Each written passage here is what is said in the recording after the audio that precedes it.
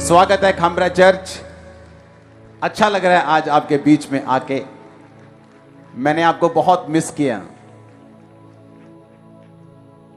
तो मैं आनंदित हूं आज यहां पहुंचकर। आप सेम नहीं है आज। आमीन ऊंचा, ये बरकत हमारी है। और याद रखो, डिलीवरेंस वीक्स की शुरुआत हो चुकी है। 7 हफ्ते लगातार, ये पहला हफ्ता है। 7 वीक्स आपकी कोई भी प्रॉब्लम, फोटो, पासपोर्ट्स, डॉक्यूमेंट्स, ये 7 वीक्स कंटिन्यू चर्च में एंटर होने चाहिए और उन पे आग उतरेगी और आप टेस्टिमनी के साथ वापस आएंगे। जब एक प्रोफेटिक वर्ड रिलीज होता है, आपको मालूम होना चाहिए। बैठ जाओ, अपने घुटनों पे आओ, अपनी बाइबल को उठाओ, बोलो जो मैं सुनूं 100 गुना फलों को लेके आऊं। अंधकार की शक्तियां इसे चुराने न पाए, प्रभु यीशु मसीह के सामर्थी नाम में। आज से जब ये मैंने प्रोफेटिक वर्ड आपको दिया था, किसी ने इमेजिन नहीं किया था कि ऐसे देश जो डेवलप्ड हैं वहां फूड की शॉर्टेज होगी। अपने पड़ोसी को बोलो ध्यान से सुन। ये लेडीज बैठ क्यों नहीं रही? ऐसा खामरा चर्च में होता नहीं। या तो वॉलंटियर सो रहे हैं या लोग नए हैं। हालेलुया। अपने हाथों को उठाओ, मनन करो, अपने स्पिरिट में एक चीज को लेके जाओ। बोलो जो कुछ आज मैं देखूंगा, मैं शक्की नहीं हूंगा, मैं उस पर फल लेके आऊंगा। ऊंची आवाज में, ऊंची आवाज में।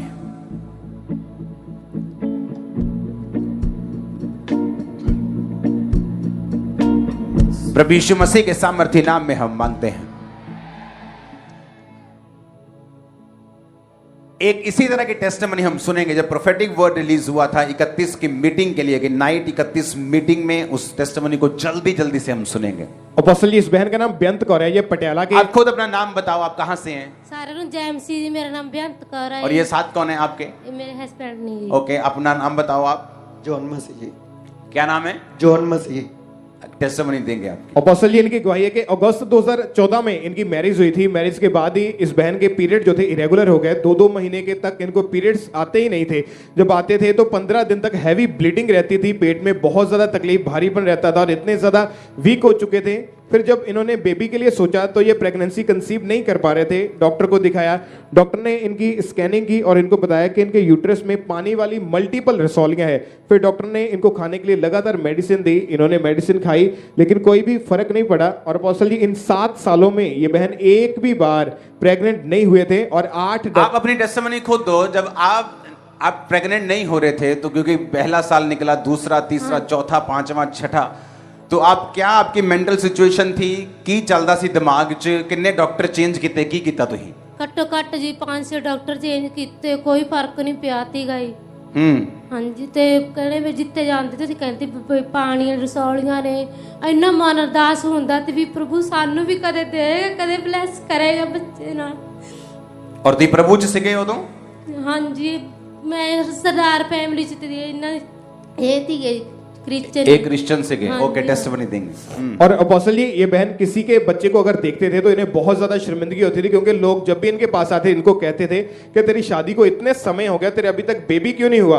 और यही बातों को सोच सोचकर ये बहन इतने डिप्रेस हो चुके थे। इनके मन में भी यही धारणा इन्होंने कर लिया था कि मेरे कभी बेबी नहीं हो सकता, और इतने ज्यादा निराश थे। फिर अपोस्टल जी, इनके अंकल ने, इनके फूफा जी ने इनको खामरा चर्च की जो पटियाला चर्च ब्रांच की ओपनिंग हुई थी उस मीटिंग के बारे में बताया। और ये पहली बार उस पटियाला चर्च की ओपनिंग में गए तो इन्होंने जब वहां जाकर वचनों को सुना, इनको बहुत ज्यादा शांति महसूस हुई। इनका विश्वास बढ़ा कि इतनी बड़ी बड़ी गवाहियां हो रही है तो परमेश्वर मुझे भी यहाँ से आशीषित करेगा। जब तुसी गवाहियां सुनिया पटियाले जाके सुनिया सी? हाँ जी, हाँ मैं पटियाला। तनु इतना नहीं लगा कि लोग खरीदे हुए ने, ये गलत ने, फेक ने, खरीदे ना हो? ना मैंने कोई नहीं लगा इतना। तनु लगा कि यह सच्ची है सारा कुछ? हाँ जी, हाँ। और तुसी क्रिश्चियन नहीं सीखे, लेकिन गवाहियां सुन के विश्वास किया तुसी? हाँ जी, हाँ मैंने विश्वास। क्या हुआ उसके बाद? और अपोस्टल जी, इन्होंने फिर लगातार प्रभु के घर में आकर सेवा भी करनी शुरू कर दी थी और विश्वास इतना बढ़ गया। फिर 31 दिसंबर 2021 को द क्रॉसओवर नाइट मीटिंग में ये बहन पटियाला ब्रांच में जब मौजूद थे तो अपोस्टल जी जब आपने प्रेयर की और अनॉइंटेड स्वीट जो थी वो सारी कलीसिया को दी थी, तो इन्होंने उस अनॉइंटेड स्वीट को ग्रहण किया था और कुछ वर्ड्स आपने अपोस्टल जी डिक्लेयर किए थे,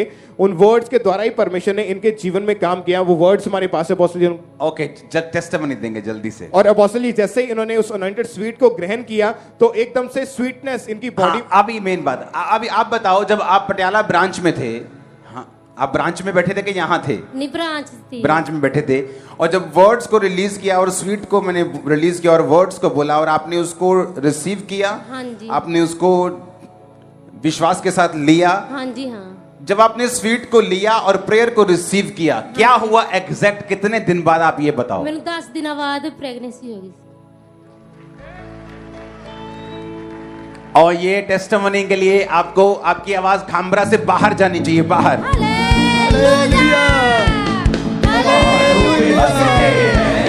जो खामरे से बाहर रोड पे होना, उसे कुछ होना चाहिए कि क्या हो रहा है यहाँ अंदर, 1 किलोमीटर अंदर क्या हो रहा है। तारीफ करो जोर से। आपने लिखा है कि जब शादी के 7-8 साल बाद आप पहली बार जब प्रेग्नेंट थे तो आप शॉक्ड हो गए देख के कि ये प्रोफेटिक वर्ड एकदम से मेरी लाइफ में हाँ जी, कैसे हाँ। पूरा हुआ। हाँ और जी। आपको बेबी गर्ल के साथ प्रभु ने ब्लेस किया। हाँ जी, हाँ। और उसके बाद आपकी रसौलियां कैसी हैं? क्या हुआ? खत्म हो चुकी हैं? हाँ जी, हाँ। तारीफ करो जोर से। सुनो, जब आपकी लाइफ के ऊपर कोई वर्ड रिलीज है, परमेश्वर का आत्मा बोलता है कि ये दिन को हमको ये करना है, उसमें मेरा क्या फायदा है? मैं तो हील हूं, मैं तो डिलीवर हो चुका हूं, लेकिन उस वर्ड्स को आपने रिसीव करना होता है। अपने हाथों को उठाओ। बहन, आप अन्य जातियों से आए हैं, आप यीशु मसीह को नहीं जानते थे, बहुत से लोग हैं जो नए हैं, आप उनको क्या बोलना चाहते हो जो ब्लेसिंग अभी तक नहीं मिली, जो वेट कर रहे हैं, जो अभी भी प्रार्थना कर रहे हैं, आप क्या कहना चाहते हो मैं उनको? ਸਾਰਿਆਂ ਨੂੰ कहने ਜਿਨ੍ਹਾਂ ਦੇ ਨਹੀਂ ਵੇ ਵੀ ਹੈਗੇ, ਪਰਮੇਸ਼ਰ ਤੇ ਵਿਸ਼ਵਾਸ ਰੱਖੋ। ਜਿਵੇਂ ਮੈਨੂੰ 7 ਸਾਲਾਂ ਬਾਅਦ ਬੇਟੀ ਨਾਲ ਬਲੈਸ ਕਰਿਆ, ਪ੍ਰਭੂ ਸੋਨਾ ਨੂੰ ਵੀ ਕਰੇਗਾ। अपने पड़ोसी को बोलो विश्वास रखो। उठाओ अपनी बाइबल को जो हमारे जीने का आधार है। Thank you Jesus. गवाही के लिए तारीफ करो जोर से। उठाओ बाइबल को और बोलो जो कुछ मैं सुनूंगा आज मैं सेम नहीं रहूंगा। ऊंची आवाज में अंगीकार करो।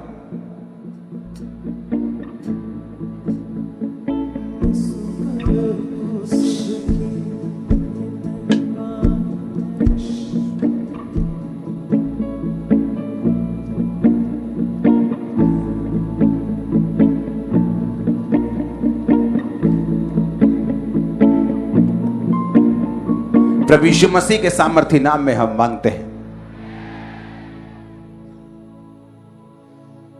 लूका 9 उसकी 28 से 43 आयत को मैं यहां पे पढ़ूंगा। वहां आवाज बिल्कुल ठीक है, यहां ओवर आवाज। अपनी बाइबल को खोलेंगे, लूका 9 उसकी 28 से 43 आयत।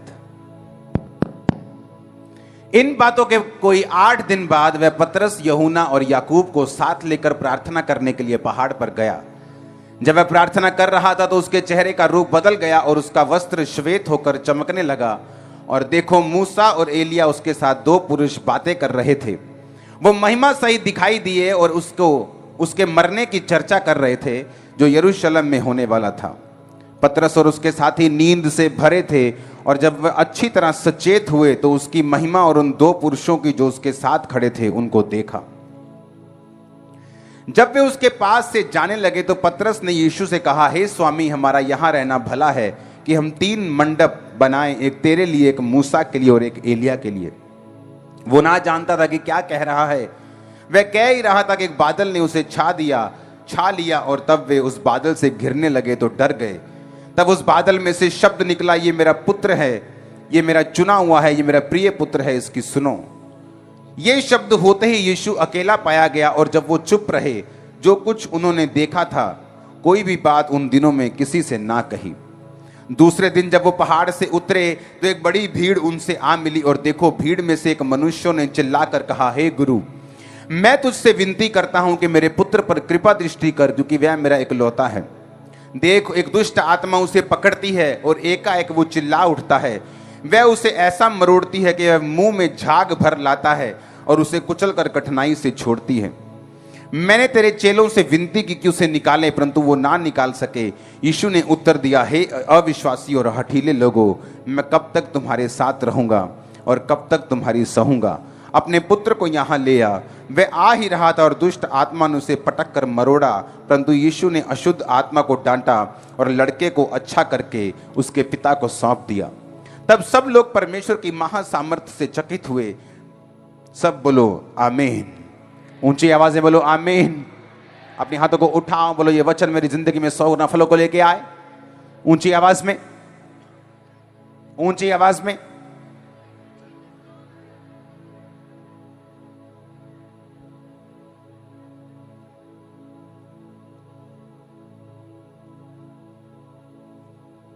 प्रभु यीशु मसीह के सामर्थी नाम में हम मांगते हैं।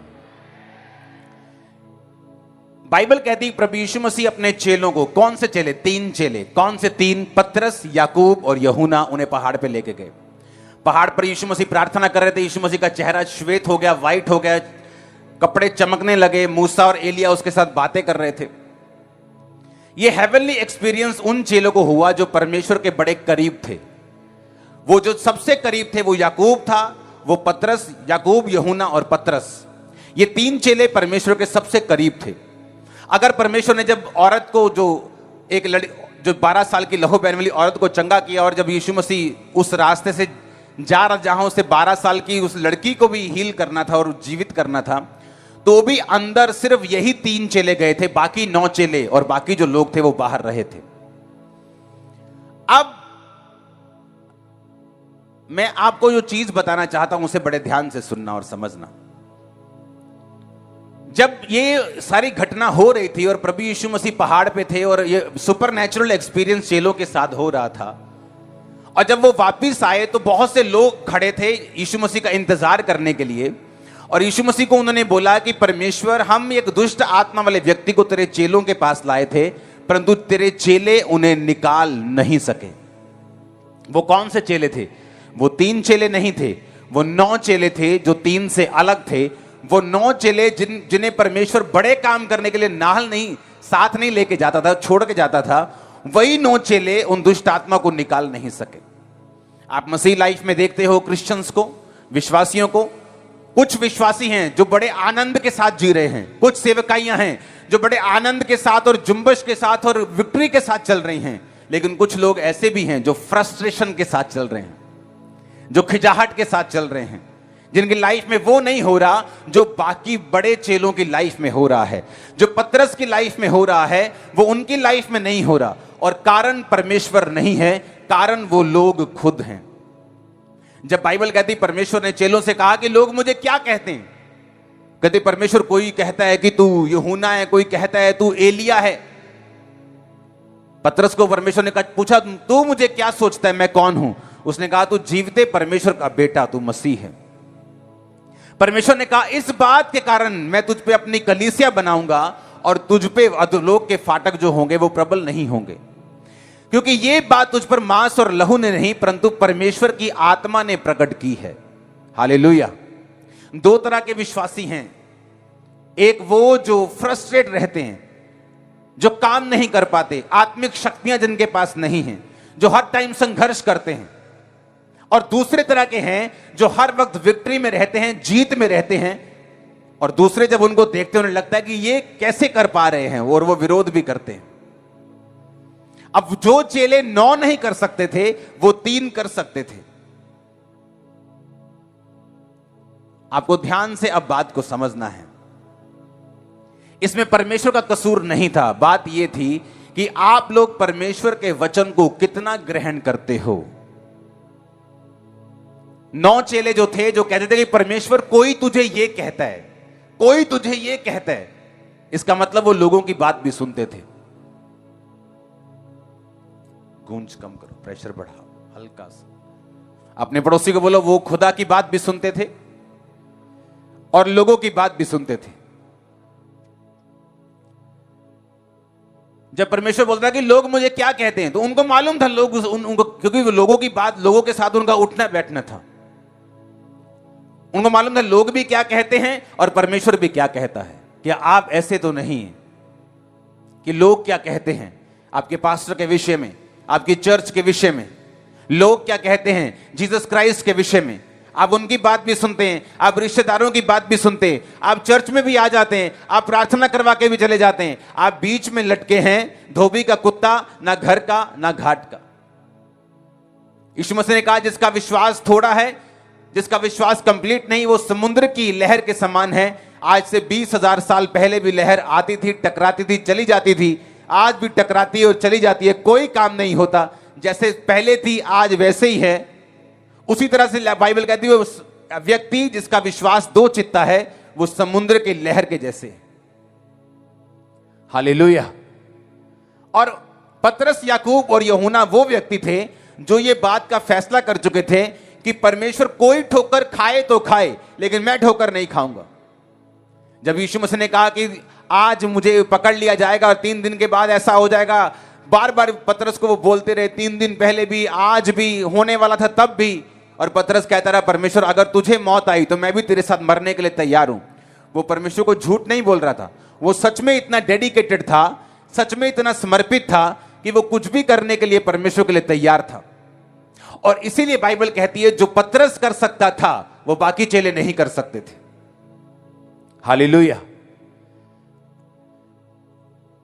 आपको प्रोफेटिक वर्ड मिलता है कि अब आने वाले टाइम में अब डिलीवरेंस वीक शुरू होने वाले हैं, मुझे डिलीवरेंस के लिए जाना है, मुझे डिलीवरेंस नेक्स्ट लेवल के लिए जाना है, मुझे फाइनेंशियल बरकत के लिए जाना है, ये 7 हफ्ते मुझे प्रार्थना में रहना है, 7 हफ्ते मैंने प्रोफेटिक वर्ड्स को स्वीकार। बहुत से लोग आमीन बोलते हैं, लेकिन क्या आपने आमीन बोलने से पहले जो वचन आपको बताए गए हैं क्या उन वचनों को पूरा किया आपने?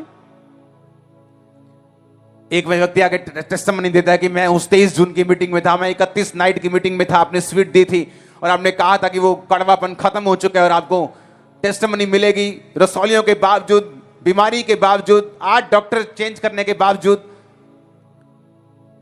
अपनी टेस्टिमनी को मैं रिसीव करके वापस गई। 1 वीक के अंदर मैं प्रेग्नेंट थी, उसके बाद परमेश्वर ने मुझे बेबी दिया। कैसे? क्योंकि आप वर्ड्स को रिसीव कर रहे हैं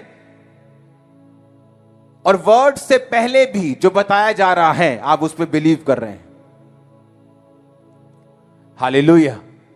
आज से कुछ साल पहले जब टेस्टिमनी चर्च में चल रही थी तो बहुत से परदेसी लोग थे जो गवाही दे रहे थे कि हमने अपना घर ले लिया, हमने अपना घर ले लिया, हम बिहार से आए हैं, हम यूपी से आए हैं, मैं महाराष्ट्र से आई हूं, मैं पंजाब में रहती हूं, हम काम करते थे, हमने अपना घर लिया है।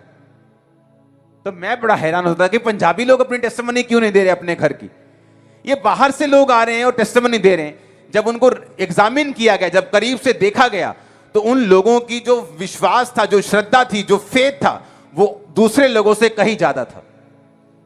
वो एक चर्च में टाइम था जब रजिस्ट्रियां होने वाली होती थी, बोलता था कि ये येलो पेपर लेके जाओ, अगले हफ्ते बोना है, नेक्स्ट मंथ बोना है, बहुत जरूरी है, इसके बिना चलेगा नहीं। पंजाबी सोचते थे कई बार, लेकिन वो लोग सोचते नहीं थे। वो बोलता कि हाँ चर्च ने बोला है, कोई प्लान नहीं, कोई सोचना नहीं, जो करते थे, सुनते थे, करते थे, और वो ब्लेस होके सामने भी आए, टेस्टिमनीज भी दी, और आपकी टेस्टिमनीज भी श्योर है यीशु मसीह के नाम में। अगर आमीन हो चाहे चर्च। आप मेरी बात को समझ रहे कि नहीं?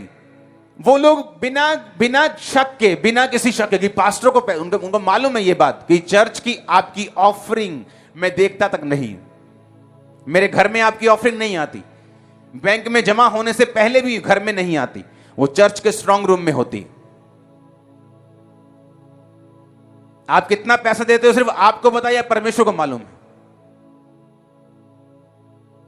वो 20-25 लोगों की टीम गिनती है, in house CA, outside CA, वो सब चेक करते हैं पैसा कहां जा रहा है, कहां खर्च हो रहा है। टीम है जहां जो सारे खर्चे का ध्यान रखती है, कोई गलत पैसा जा तो नहीं रहा, पक्के में सारा काम होता है। किस आप मुझे मालूम भी नहीं होता आपका 2000 का नोट किस रंग का है, लेकिन ये एक सिस्टम परमेश्वर ने इसलिए बनाया कि आप लोग बरकत को पा सके। मैंने लोगों को देखा है अपने कर्जे के लिए प्रार्थना करना कि परमेश्वर मेरे कर्जे से मुझे आजाद कर, और 10 साल से प्रेयर कर रहे हैं। वो जो टाइथ बोते हो, नहीं, आप कभी भी कर्जों से फ्री नहीं हो सकते, क्योंकि बाइबल कहती है परमेश्वर ने एक स्ट्रक्चर बनाया, एक वचन का स्ट्रक्चर बनाया, एक सिस्टम बनाया, उस सिस्टम के बाहर बरकत नहीं है। अगर आप लोगों की भी सुनेंगे, अगर आप दिमाग की भी सुनेंगे, आप वो नहीं ले सकते जो परमेश्वर आपको देना चाहता है। इमेजिन करो वो 9 चेले जो चंगा नहीं कर सके, कितनी फ्रस्ट्रेशन में होंगे, क्या सोच रहे होंगे, लोग उनको कैसी कैसी बातें बोल रहे होंगे। लेकिन जो 3 चेले थे जो वो कर पा रहे थे, वो 9 नहीं कर पा रहे थे, क्योंकि वो 3 चेलों का ध्यान सिर्फ यही था कि परमेश्वर ने मुझसे क्या कहा है, मेरे पास्टर ने मुझसे क्या कहा है, मेरे अगुए ने मुझसे क्या कहा है। ना कि लोग क्या कहते हैं, ना कि दिमाग क्या कहता है, ना कि सेंस क्या कहती है, क्या ना कि दूसरे सेवक क्या कहते हैं। हालेलुया। बहुत सारे पंजाबी जी कहते बहुतिया घरां दा परोना भुखा रह जांदा। हां, जिस तरह पिता एक है, परमेश्वर एक है, चर्च भी एक होना चाहिए, जिसको आप सुनते हैं वो भी एक होना चाहिए, ताकि आपकी लाइफ में जो परमेश्वर का वर्ड है आप उसे कंप्लीटली बिना किसी शक के रिसीव कर सकें, ताकि आप ही की लाइफ में काम हो और आप बड़े कामों को देख सकें। आमीन। अब वो 9 चेले वो कर पा रहे थे जो नहीं कर पा रहे, जो 2-3 चेले कर पा रहे थे। हालेलुया। 2 कुरिन्थिया 5 उसकी 17 आयत, उसमें लिखा यदि कोई मसीह में है तो वह नई सृष्टि है, पुरानी बातें बीत गई हैं, देखो सब बातें नई हो गई हैं। परमेश्वर ने कहा अगर तुम मसीह में हो तो नई सृष्टि हो, पुरानी बातें बीत गई, देखो सब बातें नई हो गई। थर्सडे का वचन क्या था उसे भी स्क्रीन पर निकालेंगे अगर है आपके पास तो, कि जितनों ने परमेश्वर को ग्रहण किया वो परमेश्वर के बेटे और बेटियां बने और संसार के ऊपर जय प्राप्त की। क्योंकि जो कुछ बाइबल कहती है परमेश्वर से उत्पन्न होता है, उस वचन को पढ़ेंगे, जो कुछ परमेश्वर से पैदा हुआ है वह संसार के ऊपर जय प्राप्त करता है, और वह विजय जिससे संसार पर जय प्राप्त होती है हमारा विश्वास है। परमेश्वर कहता है कि जो कुछ मुझसे पैदा होगा संसार के ऊपर जय प्राप्त करेगा, क्योंकि जीसस क्राइस्ट ने कहा था संसार से तुम्हें कलेश होता है। ताना कौन मारता है? कौन मारता है? स्वर्गदूत मारते हैं, परमेश्वर मारता है, कि रिश्तेदार मारते हैं, संसार मारते हैं? हां, वो फेसबुक पे नेगेटिव कमेंट्स आपकी फोटो के नीचे कौन लिखता है? संसार। जब कोई फेल हो जाता है तो रिश्तेदार ताना मारने के लिए आते, जान के पूछने आते, कौन है वो? संसार। यीशु मसीह ने कहा संसार से तुम्हें कलेश होता है, पर ढाढ़स बांधो, मैंने संसार को जीत लिया है। तुम संसार में रहते हो पर संसार के नहीं हो, मैंने संसार को जीत लिया है, और अगर कोई मुझसे पैदा हुआ है वो भी इस संसार के ऊपर जय प्राप्त करेगा। जो कोई मसीह में है वो नई सृष्टि है। अब हुआ क्या? अब मान लो आप कहते हैं एक व्यक्ति जिसके ऊपर कर्जा है, बहुत कर्जा है उसके ऊपर, जिस दिन वो मसीह में आया बाइबल कहती है वो नई सृष्टि है, पुरानी बातें बीत गई। तो मैं एक क्वेश्चन करना चाहता हूं, क्या उसका कर्जा खत्म हो गया? बोलो, जो बैंक से लोन चल रहा था वो खत्म हुआ कि नहीं हुआ? आवाज नहीं आई मेरे को। नहीं हुआ ना? किस्तें तो जा रही है कि नहीं जा रही? तो बाइबल तो कहती है हम नई सृष्टि, पुरानी बातें बीत गई। तो बैंक वालों को जाके बताओ तो कि मेरा पुरानी बातें बीत गई हैं जी, मैं तो क्रिश्चियन बन गया, लोन खत्म करो तुम ही। बोलेगा लोन नहीं खत्म करे, तेरे घर से बाइक उठा के लेके आते, जरा तेरे को नींद तेरी खोलते हैं थोड़ी सी। अब ये क्यों लिखा कि पुरानी बातें बीत गई, देखो सब नई हो गई? क्योंकि जिस वजह से आपके घर में कलेश है, जिस वजह से आपके घर में कर्जा है, जिस वजह से आप बीमार हैं, परमेश्वर ने कहा मैंने वो सब चीजों को खत्म कर दिया है। तुम एक अच्छे प्लेटफॉर्म के ऊपर आ चुके हो जहां से तुम अपने कर्जे को खुद खत्म कर सकते हो। अब ध्यान से सुनो, अगर मान लो मैं जब मसीह में आया तो मैं नई सृष्टि हूं, अब मैं मसीह में हूं, मुझे यह वचन मालूम होना चाहिए कि जो कोई मसीह से पैदा हुआ है वो संसार के ऊपर जय प्राप्त करता है। अब कर्जा भी संसार का है, तो मैं क्या करूंगा? अब मैं बाइबल में से ढूंढूंगा कि परमेश्वर का वचन इस कर्जे के विषय में क्या कहता है, क्योंकि बाइबल कहती है मसीह से पैदा होने का मतलब है मुझे वचन से पैदा होना पड़ेगा। अगर वचन से पैदा मैं नहीं हुआ हूं, जिस तरह यूहन्ना 1 उसकी 12 और 13 में लिखा, जितनों ने उसे ग्रहण किया उसने उन्हें परमेश्वर की संतान होने का अधिकार दिया, अर्थात जो उसके नाम पर विश्वास रखते हैं वो ना तो लहू से, ना शरीर की इच्छा से, ना मनुष्यों की इच्छा से, परंतु परमेश्वर से उत्पन्न हुए हैं। सब बोलो आमीन। क्या कहा परमेश्वर ने? कि जितने उसको ग्रहण करते हैं, परमेश्वर उन्हें अपनी संतान होने का अधिकार देता है। वो अब मांस से, शरीर की इच्छा से, लहू से, मनुष्यों की इच्छा से नहीं, परंतु प्रभु से उत्पन्न हुए हैं। आप पैदा हुए, आपके माता पिता ने आपको पैदा किया, आपका सेम ब्लड है, आपका डीएनए मैच करता है। डॉक्टर बोलते हैं भाई साहब तुम मीठा नहीं खाते लेकिन फिर भी शुगर होगी तुमको, क्योंकि तुम्हारे जनरेशन में शुगर है। ये सब बीमारियां तुम्हें जनरेशन से मिलती आ रही हैं।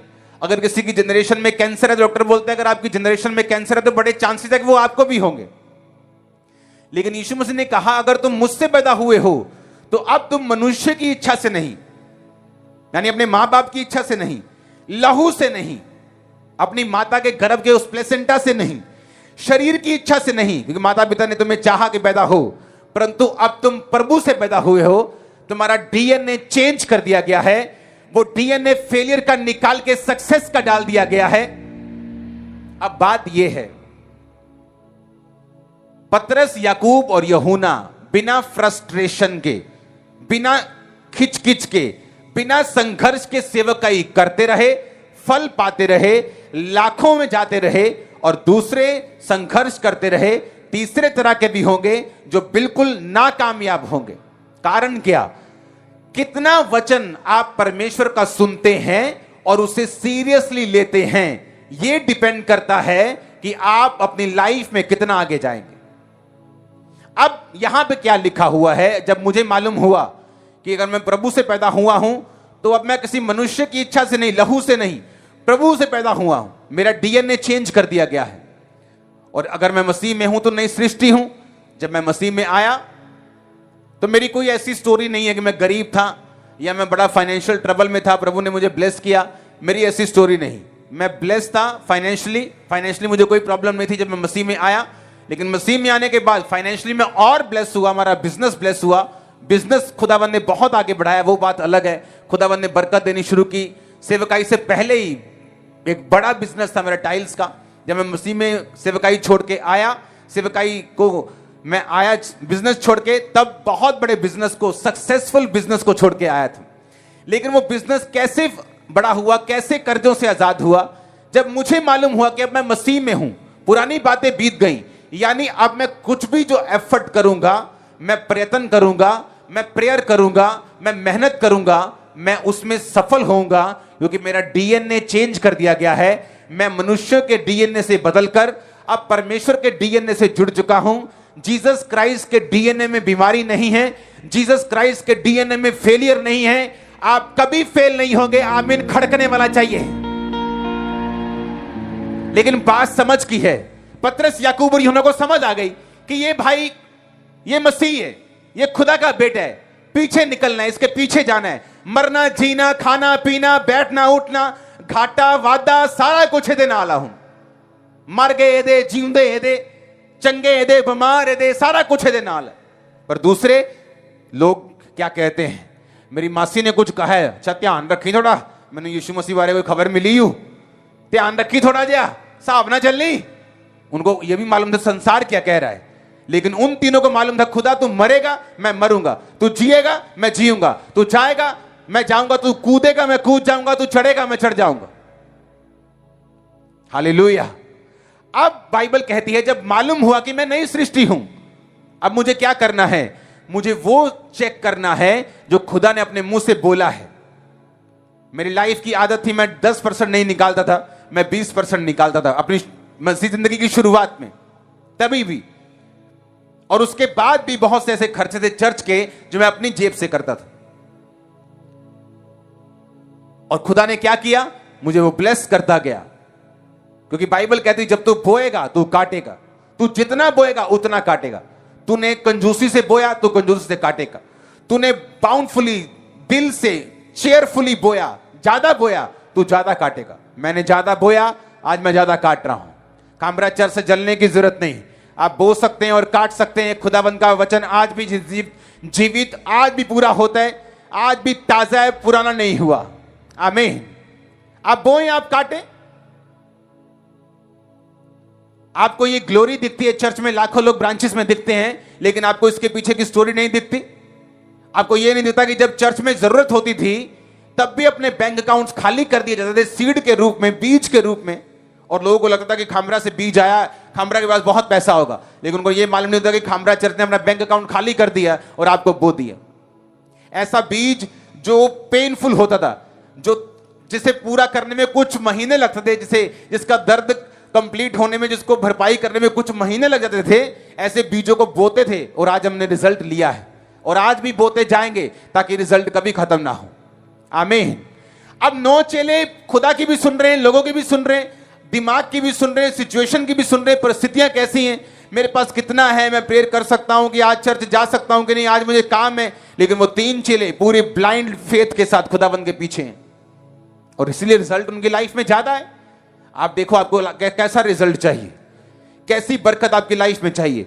मैं आपको एक सच बात बोल रहा हूं, जितनी बरकत, फिजिकल बरकत और आत्मिक बरकत आपकी लाइफ में होगी, आपके लोग करीबी, आपका परिवार, आपका मोहल्ला, आपके पड़ोसी उतनी जल्दी मसीह में आएंगे। जितना आप लेट बनेंगे, आपकी टेस्टिमनी लेट होगी, जितना देरी के साथ इन बातों को रिसीव करके फिर बरकत पाएंगे, उतना आपका परिवार लेट होगा, उतने आपके लोग लेट होंगे।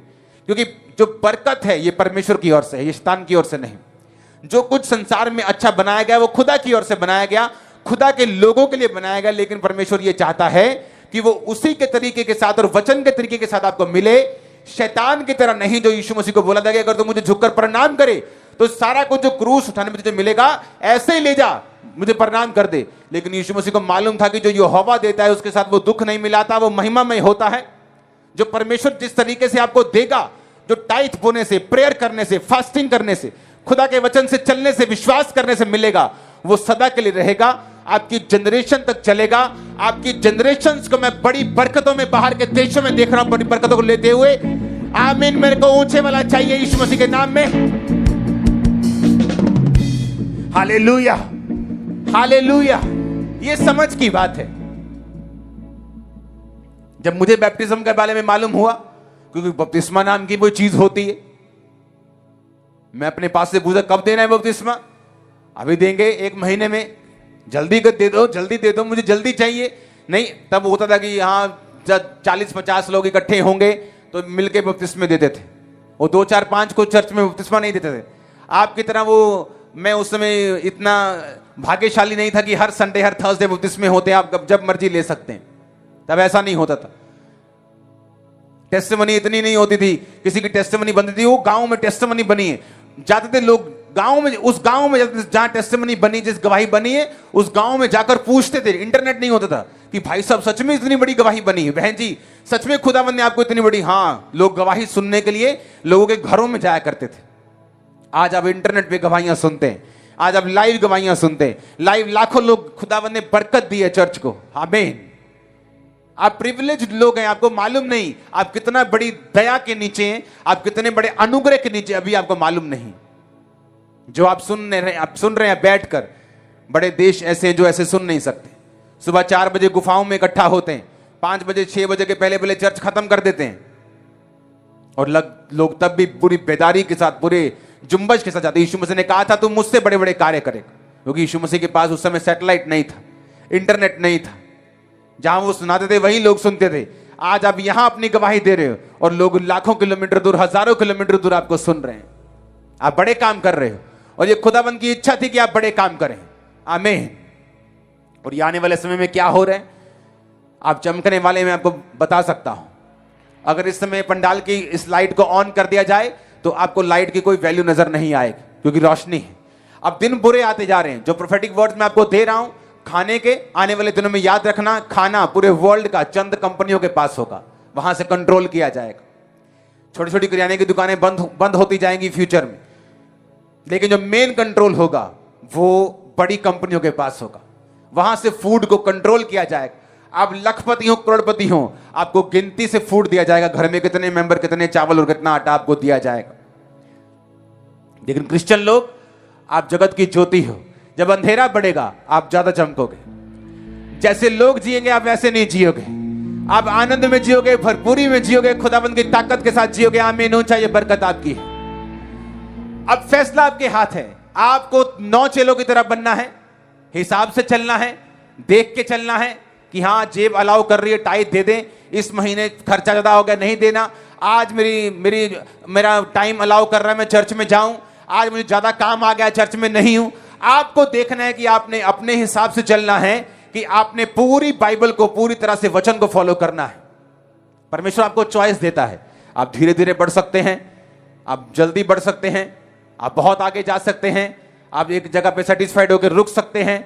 आपकी ये अपनी चॉइस है, परमेश्वर की चॉइस नहीं। उसने आप पर छोड़ा, जितना बढ़ना चाहते हैं, जितनी बरकत पाना चाहते हैं, जितना आगे जाना चाहते हैं, ये मसा परमेश्वर ने आपको दिया है। हालेलुया। अब ये आपको समझ होनी चाहिए कि मैं नई सृष्टि हूं, क्योंकि परमेश्वर ने मुझे एक नया प्लेटफॉर्म दिया है। मैं एक बेटर जगह के ऊपर हूं। अब मैं यहां से अपने कर्जों से आजाद हो सकता हूं। मैं आपको चैलेंज करता हूं, आपकी लाइफ में कर्जा है, आप खुदावंद के वचनों में आप टाइट को बोना शुरू करो, आप प्रेयर में जाना शुरू करो।